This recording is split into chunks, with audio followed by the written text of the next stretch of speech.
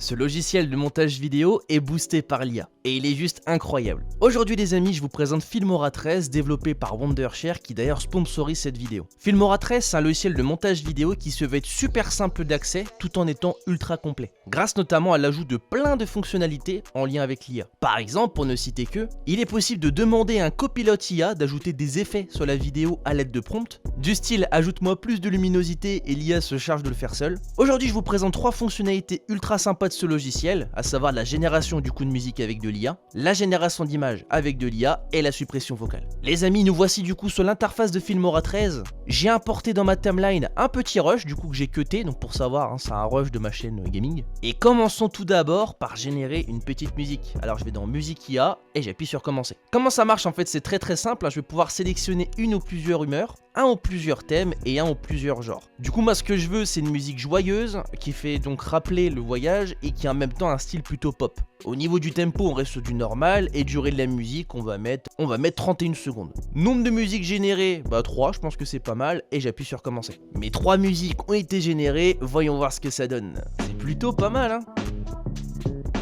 Par contre le son est carrément fort, je viens de faire un bond. Voici donc à quoi ressemble la deuxième. Et la dernière, qui est elle plutôt chill pour le coup. À présent les amis, je vous propose de générer ensemble une image grâce à l'IA. Je clique donc dans Image IA, je vais dans Outils et j'appuie sur Commencer. Arrivé ici, je dois tout simplement donc décrire l'image que je souhaite, donc c'est un prompt. Je sélectionne le ratio d'aspect et je choisis ensuite un style d'image. Je vais prendre un peu de risque parce qu'en général un portrait c'est assez compliqué à générer je trouve. Ce que je veux c'est un chevalier qui porte une épée au milieu d'une plaine avec un ratio d'aspect du coup 16/9 en portrait. Voici du coup les différentes images générées. Bon alors je vous cache rien, forcément le résultat n'est pas très satisfaisant, je sais pas où est mon chevalier. Même si on reconnaît quand même ici du coup le casque, donc au final ça va, on peut l'utiliser. Mais typiquement si je prends cette image là, c'est pas trop un chevalier quoi.